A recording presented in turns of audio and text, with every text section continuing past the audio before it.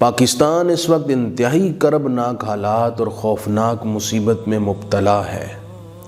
ایسی صورتحال میں ہر پاکستانی کا جہاں یہ فرض ہے کہ وہ احتیاطی تدابیر اختیار کرے، وہیں اللہ تعالیٰ کی طرف رجوع کرنا بھی سب پر لازم ہے۔ حضرت سیدنا یونس علیہ السلام کی قوم نے جب سرکشی کی، نافرمانی کی اور ان پر عذاب کی آمد کے آثار ظاہر ہو گئے تو حضرت یونس علیہ السلام تشریف لے گئے۔ تو قوم حضرت یونس نے کچھ کلمات پڑھے، توبہ کی، استغفار کی، روئے اور گڑ گڑائے، تو رب العزت نے ان پر رحمت کی نگاہ فرمائی اور ان سے عذاب دور ہو گیا۔ جس صورتحال میں ہم ہیں، یہ کلمات ہمیں بھی پڑھنے چاہیے اور ضرور پڑھنے چاہیے۔ توبہ، استغفار اور روئیں اور گڑ گڑائیں، اللہ پاک ہم پر رحمت کی نظر کرے۔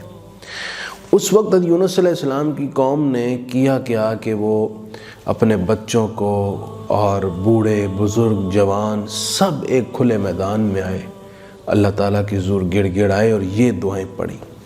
طبرانی شریف میں ہے کہ ایک نیک شخص نے انہیں یہ دعا بتائی: یا حیو حین لا حی، یا حیو یحیی الموتى، یا حیو لا الہ الا انت۔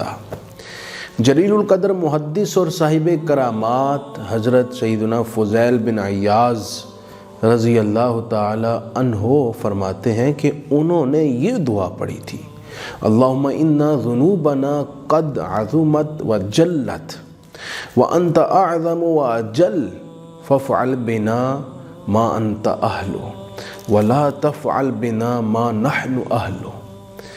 اس دعا کے پڑھنے سے ان پر رحمت الہی متوجہ ہوئی اور سیاہ خوفناک عذاب کے بادل چھٹ گئے اور وہ عذاب الہی سے بچ کر ایک عام زندگی گزارنے لگ پڑے۔